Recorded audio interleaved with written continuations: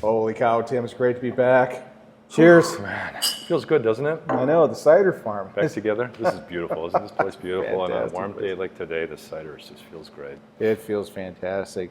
Man, so it's been a while since we've done one of these. We've learned a lot in the past couple of years, obviously. Right. And I think it'd be great just to kind of start with some of the things we've learned. Like, what are some of the things you've seen and heard from our clients and the advantages they have and maybe some problems they've had?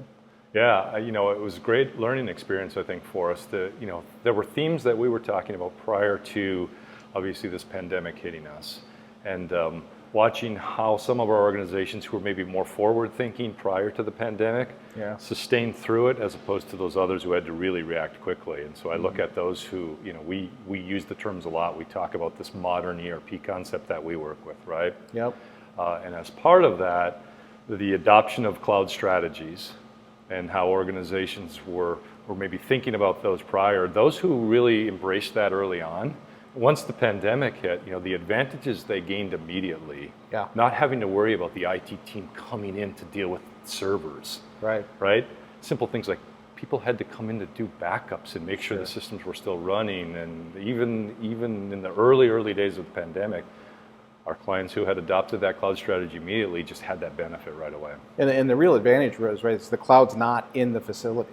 Right. It's someplace else. People are taking care of it. It's kind of built for continuity, right? Right. And so, so the people who had made that investment were really in a place where, while it wasn't seamless, it was certainly easier.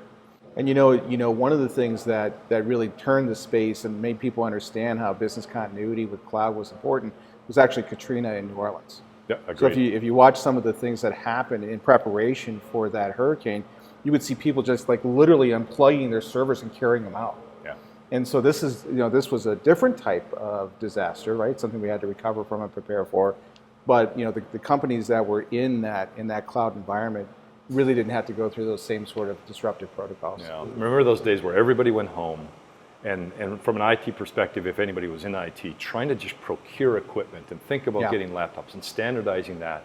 Our modern ERP clients have complete choice of technologies they run on, right? They're browser independent, they're device independent. So even early on, people could go home and use their device that they had accessible to them, and securely launch into their applications, run them, kind of business as normal for those, as opposed to, kind of juxtapose that with the challenges that IT went through of even just trying to get laptops, get monitors, get all that stuff and standardize it. Well, supply chain's disrupted, right? So exactly. Not having to deal with, oh my God, I've got to procure a new server. Right. Like, we don't have to do that.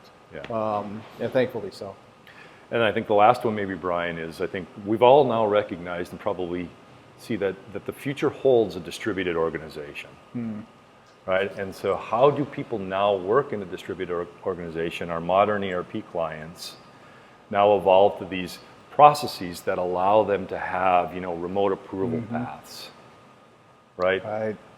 Dashboards that show accepted monitoring from various locations. Yep. Right? The immediate benefit of applications that think in terms of not everything is here, relying on a piece of paper to move it through our organization. So all electronic delivery of documentation, electronic routing those documents with images, right? Gaining signatures on those, et cetera. So all of that, for those who had adopted the technology prior to pandemic, kind of just really moved forward really quickly without suffering. And today now, obviously all of these topics become in vogue for anybody thinking their long-term strategy, because we know this is going to be in place with us as we move forward in our business climates.